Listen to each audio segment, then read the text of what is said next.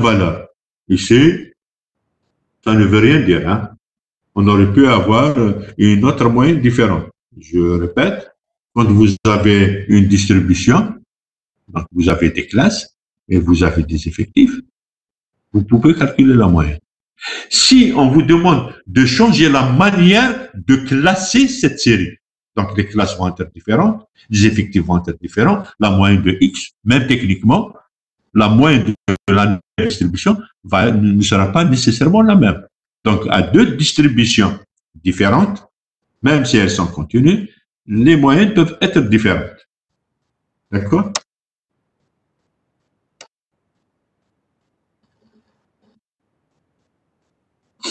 On vous dit, quelle conclusion pouvez-vous formuler? Quelle est la moyenne la plus précise d'après vous? Alors, qu'est-ce qu'on vous dit ici? La moyenne la plus précise est la première. Ouais, c'est la première. Ah non, non, plutôt, non, non. Non, non, pardon. Oh mon Dieu, je m'excuse. Avec cette, je m'excuse. Avec cette distribution, la moyenne c'est 6. Je m'excuse.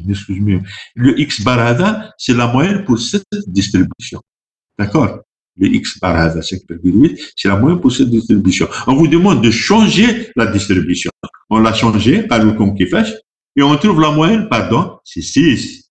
Je m'excuse. Hein. Donc, ça va être 30 multiplié par 2, 40 multiplié par 6, 30 multiplié par 10, et on trouve 6 minutes. Donc, pour les deux distributions, vous avez deux moyennes différentes. C'est ce que j'avais dit tout à l'heure. Hein. Quelle est la plus précise? Et quelle conclusion pouvez-vous formuler? C'est-à-dire, quelle est la moyenne la plus précise d'après vous? Pourquoi? Pourquoi? Hein? Regardez bien. Plus, moins la moyenne. Et, regardez. Quand il y a plusieurs classes, et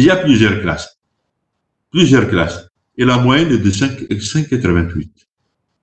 Il y a moins de classes et la moyenne est de 6. Ici, chacun des classes. Comme ça. Pour 6 classes, on a trouvé une moyenne de 5,88. Ici, pour 3 classes, on a trouvé une moyenne de 6. Donc, vous imaginez, pour la moitié de classe, on a trouvé 6 minutes qui n'est pas loin de 5,88. Et donc, la plus précise, c'est X bar. D'accord? Exercice 5. Exercice 5. Nous sommes obligés de le terminer. Exercice 5. Lors d'un contrôle de police sur l'autoroute, un agent a relevé les vitesses suivantes.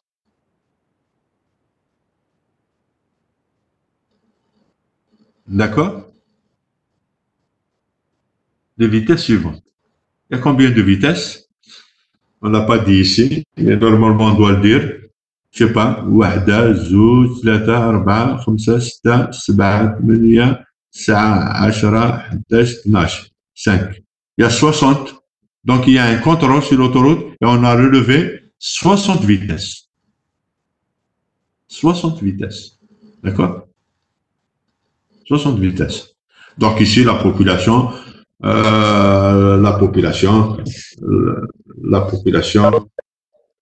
Oui.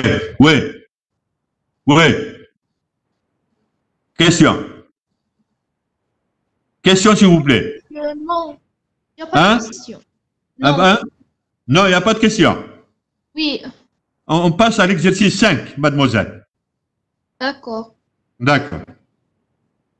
S'il vous plaît, est-ce que vous trouvez que c'est simple ou c'est pas simple? C'est simple. Je l'espère. Sur le cours. Bah, exactement. Et c'est comme ça que vous allez avoir un examen. Hein. Donc, il ne faut pas rater ça. Est-ce que vous m'entendez? Oui, monsieur. Et voilà. Donc, il faut dire à vos camarades que, attention, si vous ne partagez pas vos TD, vous êtes en train de se foutre de vous-même parce que c'est une partie très, très, très simple. Vous pouvez avoir un 10 facilement. D'accord? Oui. D'accord. Alors, je fais l'exercice 5.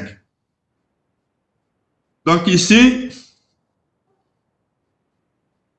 il y a un contrôle sur une autoroute et on a relevé 100 vitesses. D'accord. Les valeurs de ce caractère, c'est les vitesses. C'est les vitesses des automobilistes. Elles sont données valeur par valeur.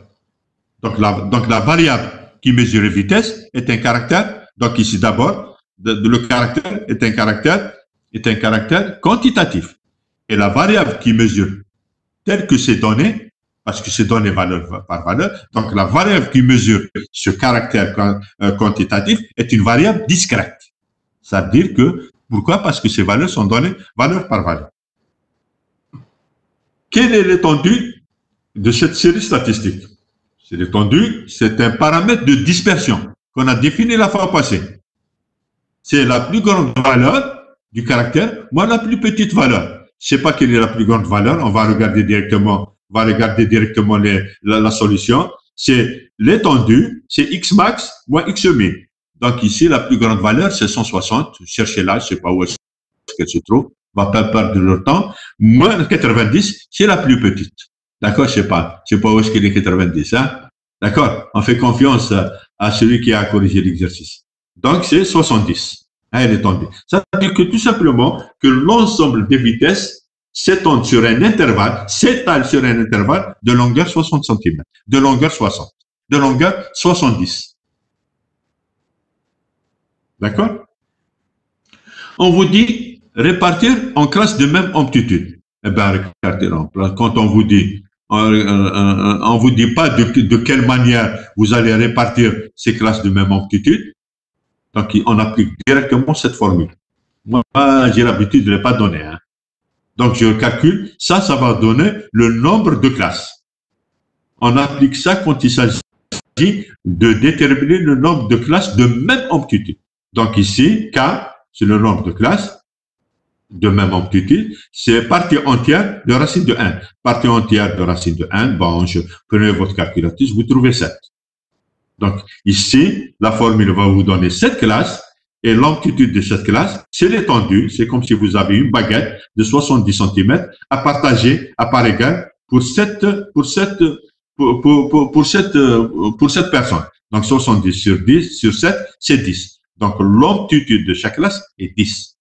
Donc, je répète, si on vous demande de répartir en classes de même amplitude, sans rien d'autre, sans aucune précision, c'est ici. Donc, vous êtes obligé le nombre de classes, il est donné par cette formule.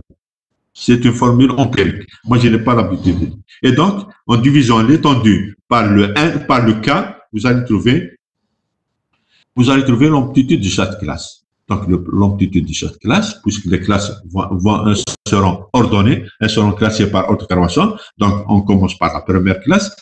Il est évident que la première classe, quelle est la borne inférieure de la première classe? C'est la plus petite valeur. La plus petite valeur, c'est 90. D'accord? On a dit que ici, c'est 90. Donc, la plus petite valeur, 90. Donc, comme les classes sont d'amplitude 10, donc 90 et 100. On en exclut 100. Après la deuxième classe, 110, etc., etc. Sauf la dernière classe, 150, 160. Cette classe. Voilà. C'est clair, non? C'est très clair. C'est très clair. Bien. Donnez le tableau statistique. Fréquence, etc. Le tableau statistique. Donc ici, c'est la variable X qui est contenue, qui est donnée par classe. Attends. Je mets un 4, s'il vous plaît. 4. Il y a 4 vitesses. Il y a 4 vitesses dont leur valeur varie entre 90 et 100. On a enregistré 4 vitesses où la valeur de chaque vitesse, c'est 90 km à l'heure, 100 km à l'heure. 101 exclu. On a enregistré 8 vitesses différentes, bien sûr, où chaque vitesse, la valeur de chaque vitesse, 100 km à l'heure ou 110 km à l'heure. C'est clair. Ici, il y a eu 4 vitesses où la valeur de chaque vitesse bien 150 km à l'heure, 160 km à l'heure, 160 inclus. Hein? D'accord? Donc, NI cumulé, FI et FI cumulé. C'est très simple. C'est très simple. D'accord? Wesh معناتها 39 معناتها 39 il y a 39 vitesses 39 vitesses ملي جا 39 c'est 4 plus 8 plus 11 plus 16 39 wesh معناتها 30 il y a 39 vitesses où la valeur de chaque vitesse soit بين 90 ou 100 soit بين 100 ou 110 soit بين 110 ou 120 soit بين 120 ou 130 هذا ما كاين. D'accord? Je continue. On dit calculer le mode, puisque c'est une variable, puisque la distribution comme ça est telle qu'on vous a demandé de répartir cette variable, c'est une variable continue. Donc, quand on cherche le mode, il va falloir passer par la classe modale. Quelle est la classe modale? C'est celle qui a le plus grand effectif. C'est 120. Voilà, pour le plus grand effectif que nous voyons, 16e. Donc, c'est 120, 130, le plus grand effectif. Regarde. Et je calcule, et j'applique la formule. 120, regarde, plus l'effectif de la classe modale, c'est 16, moins l'effectif de la classe qui la précède, c'est 11, le tata, c'est 16 moins 11, plus 16 moins de la classe qui lui succède 10. Et vous avez 124,54. Oui, maintenant, le plus grand nombre de voitures passe avec une vitesse, ah ben oui, passe avec une vitesse de 124,54 km/h.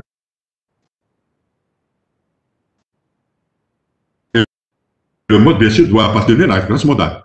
Si, par exemple, regardez bien, ici, on a dit que le mode, c'est la classe qui a le plus grand effectif, 16. Si en appliquant la formule, vous trouvez que le mode kharj 120 ou 130, c'est-à-dire 131 ou 119, c'est que vous avez fait une erreur. Le mode appartient toujours à la modale. D'accord? Bien. Bon ben, moi je calcule la médiane. Je calcule la médiane. Nous sommes dans un cas continu. Je calcule la médiane.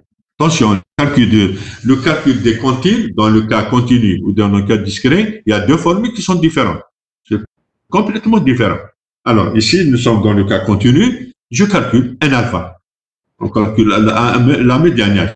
Ça veut dire le deuxième quartile. Alpha égale un demi. N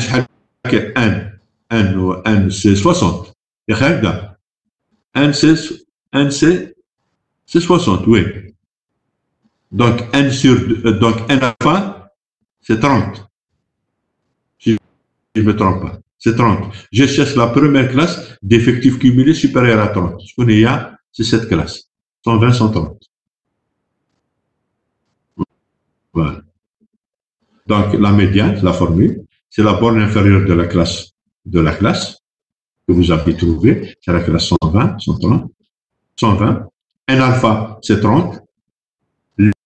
L'effectif cumulé de la classe qui précède la classe que vous avez trouvée. La classe que vous avez trouvée, et l'effectif de la classe avant, c'est 23. Moins 23 sur 16, c'est l'effectif de la classe que vous avez trouvée. C'est toujours la même formule.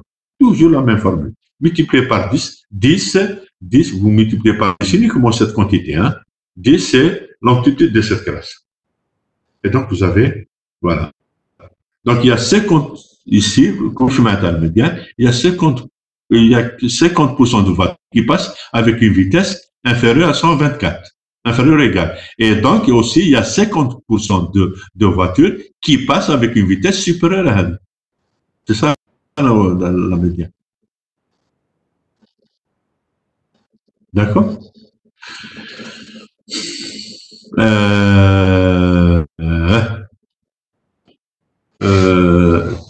La médiane, classe interprétée, voilà interprété, calcul l'histogramme. L'histogramme. Donc, vous voyez un exercice comme ça, c'est tout le cours, hein, c'est vraiment tout le cours. L'histogramme. L'histogramme, l'histogramme, l'histogramme, c'est un repère. Hada, il n'est pas gradué. Vous placez vos classes n'importe comment. L'essentiel, c'est la hauteur. Voilà. Donc, quelles sont les classes? Les classes, c'est 90, 100, 90, 90, 100, 110, etc. Donc, les classes. Alors, la hauteur, c'est sur la base de la classe qui a le plus grand effectif. Un des plus grands effectifs, un des 160. Ici, par exemple, on peut prendre, par exemple, 10 diffs, 1 cm. Donc, la classe هذه, يكون عندها 6 cm.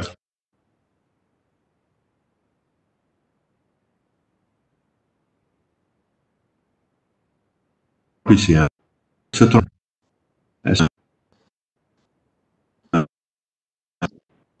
Je crois qu'elle se trompe. Parce que les classes d'hommes, 90, 100. Donc, c'est 80.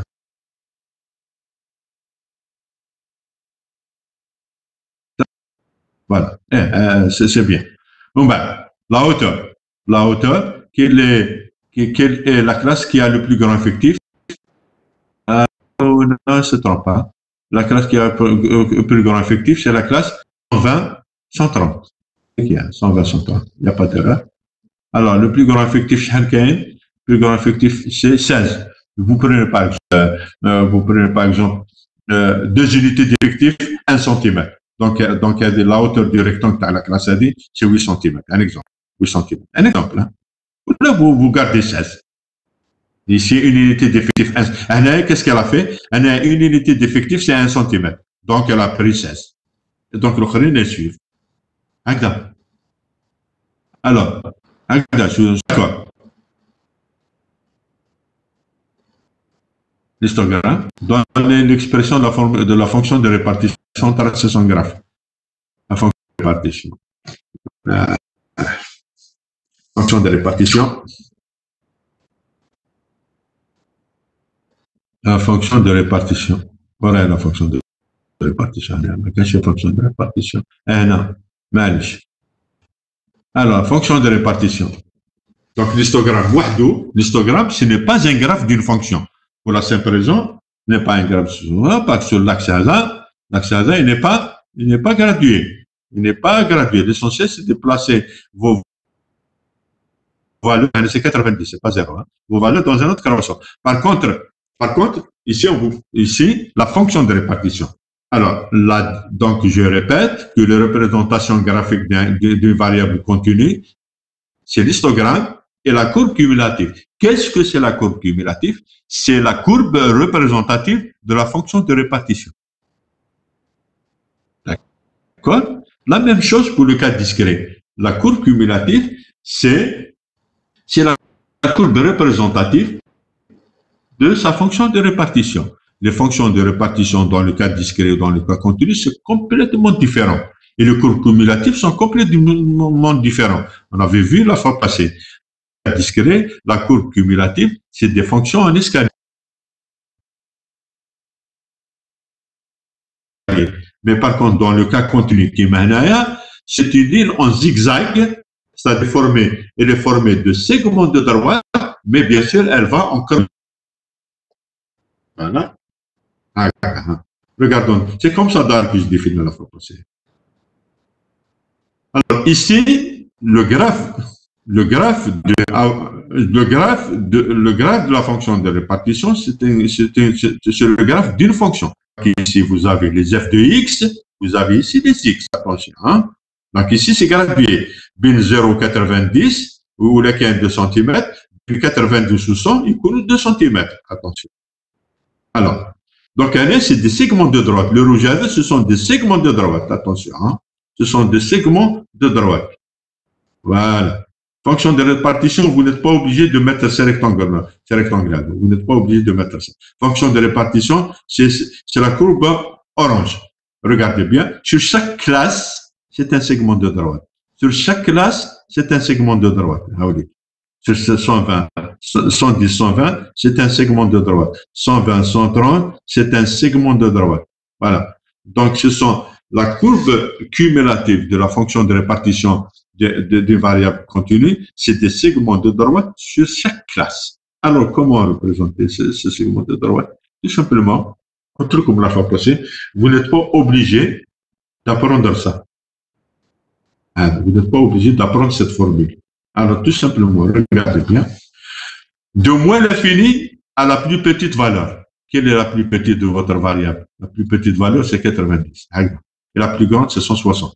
Alors, de moins l'infini, la courbe cumulative, elle varie de moins l'infini jusqu'à 90, c'est 0. Et de la plus grande jusqu'à plus l'infini, elle vaut 1. 1, c'est les effectifs cumulés. Courbe cumulative des fréquences. Donc, vous placez les effectifs cumulés. Quels sont les effectifs cumulés? Amen. 0,06, 0,19, 0,37, etc.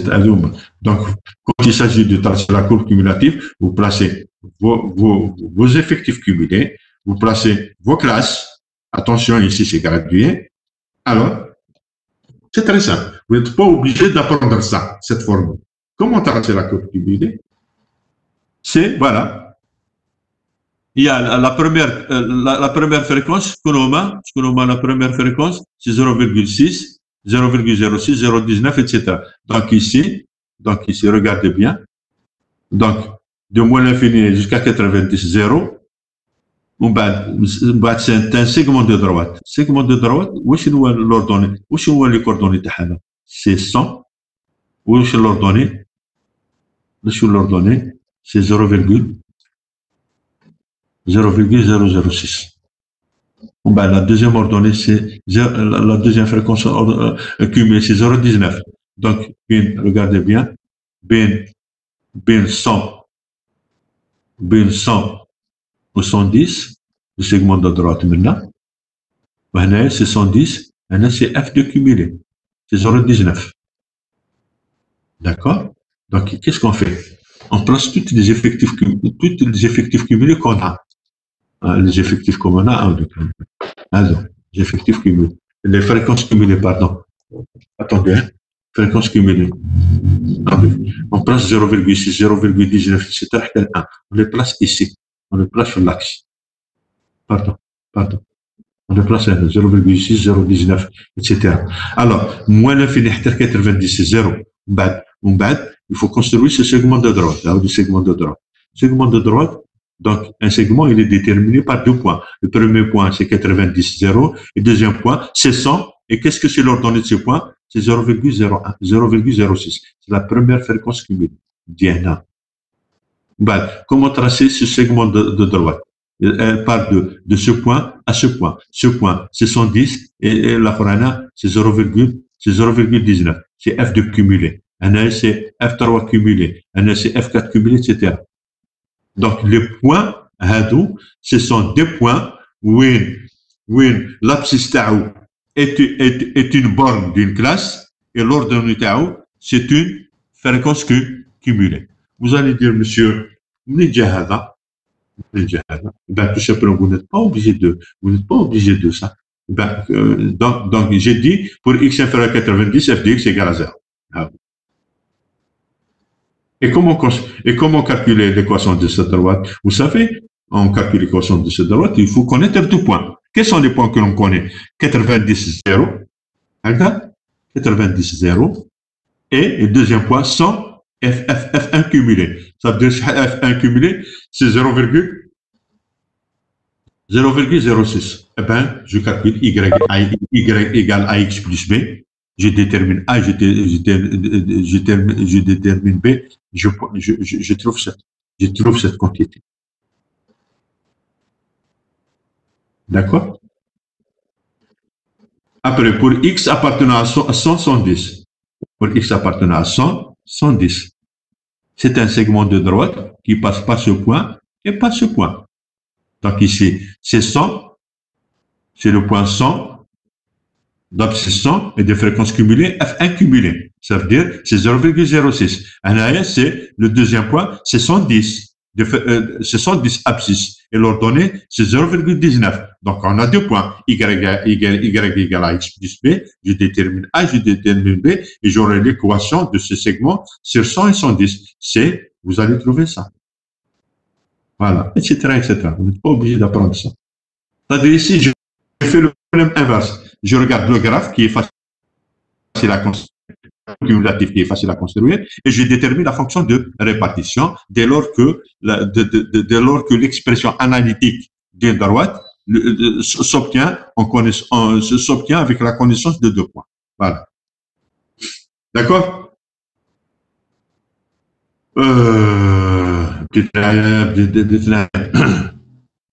Voilà. Donc, l'expression de la fonction de répartition, son graphe, donne graphiquement la valeur du mode et de la médiane. Alors, le mode, la classe modale, la classe modale, le mode, c'est ça. Hein? La médiane, comment retrouver la médiane graphiquement? Comment retrouver un quantile graphiquement? Répondez à un quantile graphiquement, j'ai ma fonction de répartition, voilà. C'est la fonction en orange, et la fonction de répartition.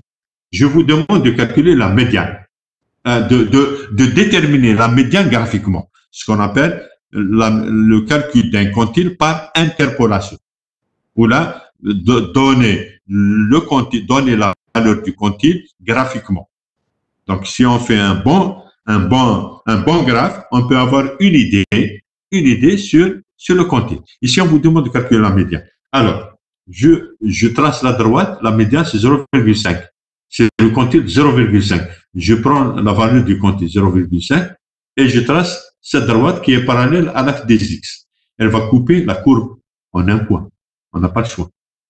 L'abscisse de ce point, avec la médiane, l'abscisse de ce point, il y a la médiane. Il y a 50% de valeur, il y a 50% de vitesse. Donc, sinon, c'est des vitesses à devoir, non? Je ne me rappelle plus. C'est des vitesses, non?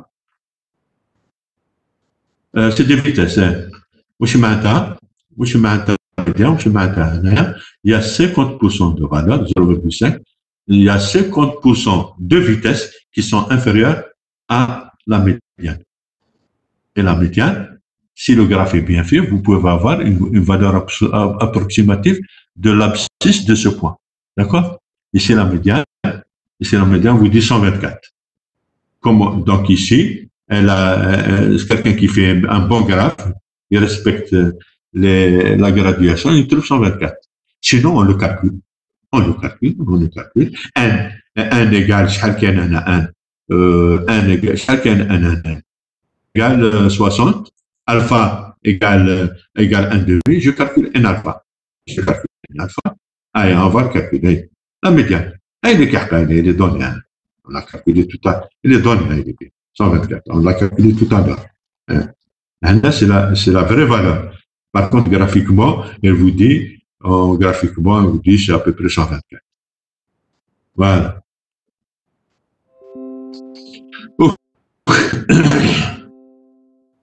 Calculer les quartiles et donner l'intervalle interquartile. Voilà. Je vais répondre à 8 et 9. La prochaine fois, je suis vraiment fatigué. Vraiment fatigué. On va calculer les quartiles et donner l'intervalle qui contient 90%. D'accord? Je m'excuse, mais un peu par là. J'ai la gorge irritée. On calcule les quartiles. Malish. Alors, les quartiles. Les quartiles. Le premier quartile. Le premier quartile, c'est le quantile d'ordre alpha 0,25. Je calcule n alpha. Alpha égale à 60, n égale à 60. On a enregistré 60 vitesses. Donc, 0,25 par 60, c'est 15. Un quart de 60, c'est 15.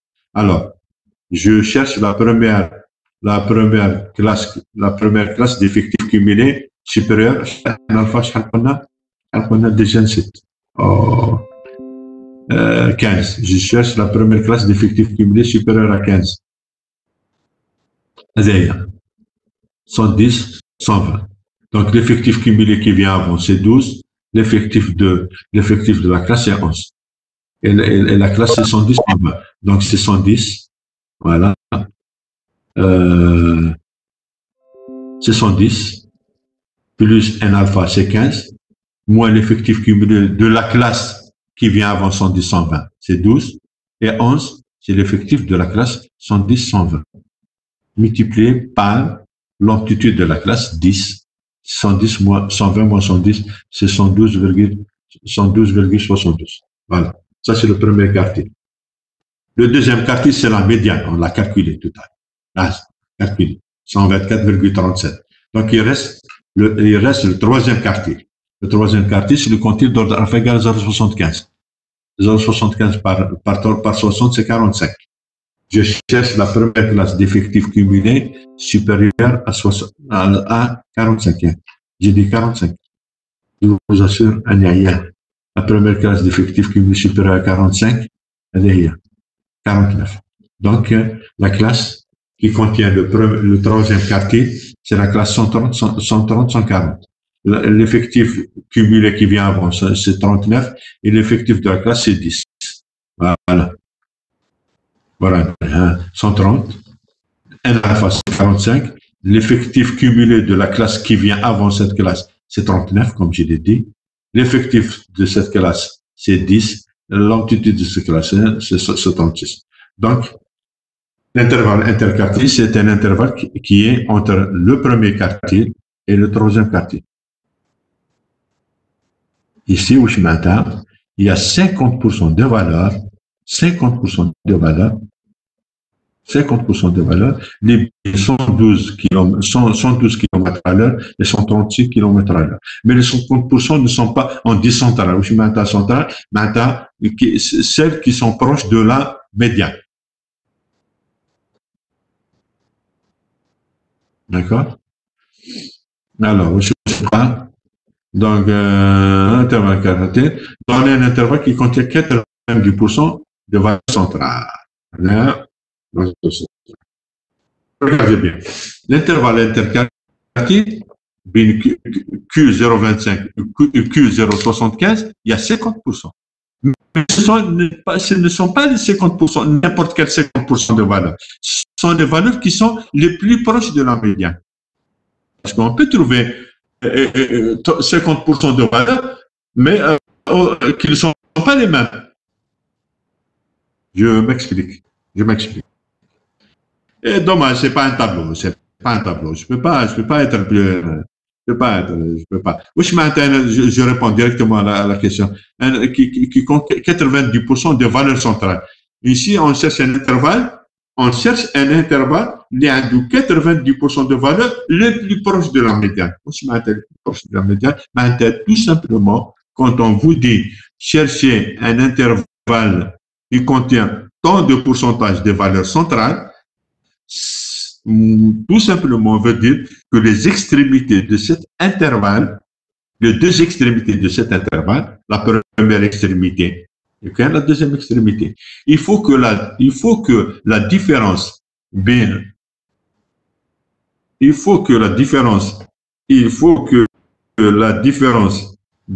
plus petite valeur ou la première extrémité de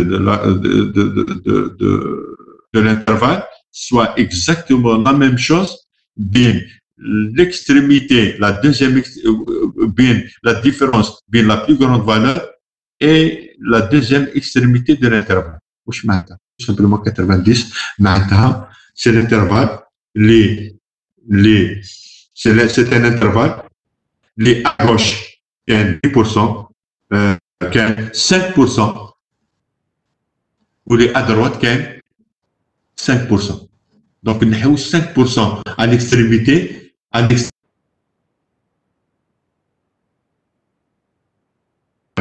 fait 90%. Alors, 90. Mais on peut trouver 90% autrement. Je peux, par exemple, trouver 90% autrement. Je peux, par exemple, l'intervalle, dire, par exemple, Bon, je peux pas, il faut de la clé, il faut écrire, je ne peux pas. Alors, central veut dire que tout simplement, quand on vous donne de déterminer un intervalle qui contient un certain pourcentage de valeur et de valeur centrale, hein, ça veut dire centrale, ça veut dire celles qui sont proches de la médiane, veut dire que tout simplement, c'est un intervalle où les extrémités tau, où la première extrémité tau, oui, la différence bien, la plus petite valeur de votre série avec l'extrémité, avec la première extrémité de cet intervalle doit être exactement égale bien la plus grande valeur de votre série statistique avec la deuxième extrémité de votre intervalle. Ça veut dire ici, tout simplement, les 90% vont être situés de la même de la façon suivante. À droite de 90% qui a 5 valeurs, 5% de valeur, et à gauche de votre valeur qui a 5%. C'est un intervalle. C'est un intervalle ayant pour extrémité deux quantiles. Qu'est-ce que sont ces quantiles? 0,5 pour la forme, c'est 95%.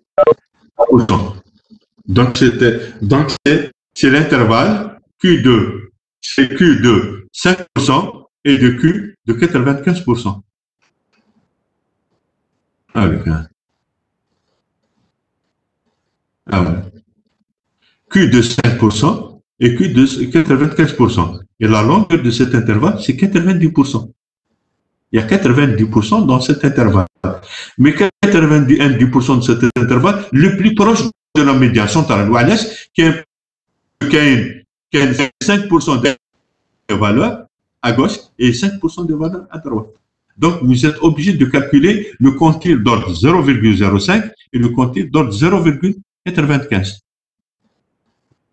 D'accord? Donc, vous calculez ce quantile, avec ce quantile, alpha 0,5, un alpha c'est 3, et je calcule, c'est 107,5, alpha 0,95, je calcule, c'est 352. Voilà. L'intervalle, il contient 90% de valeur, les plus proches de la médiane. Maintenant, 160 qui a 5% de valeur. Ou maintenant, 90, parce que l'étendue de ma série, 90, 160. Donc, 152,5, 160 qui a 5% de valeur. Ou 80, pardon, 152, 160 qui a 5% de valeur. Ou 90, 107,5 qui a 5% de valeur. Et donc, bien les deux, il y a 90% de valeur. Ce matin, il y a 90% de voitures qui passent à une vitesse bin 107 ou 152. Là,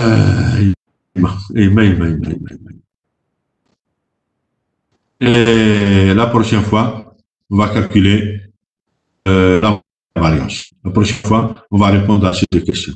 D'accord? D'accord? Donc, ici, on a fait le 5, moins de questions. La prochaine fois, on va faire l'exercice 6. On va le faire, bien sûr. 6. C'est tout ce qu'il y a. 6, 7 et 8. On va faire 6, 7 et 8. 6, 7 et 8, plus l'exercice de taille, plus les deux questions, les preuves 9, l'exercice 5. D'accord? Ben, moi, je suis fatigué. Je vous remercie. Et la prochaine fois, donc, on va faire cours statistique double, et on va terminer la statistique simple exercice. Donc, non, on va faire 2 séances la semaine prochaine. Cours sur la statistique double, plus un TD pour terminer cette série d'exercices. Donc, ici, je vais enregistrer, je vais dire blé, on a fait l'exercice, on a fait 3 exercices, d'accord? D'accord? D'accord? Donc, je vous laisse. Bon courage. À la prochaine fois. Donc, j'arrête le partage. Hein. Si vous avez des questions, vous le posez, hein.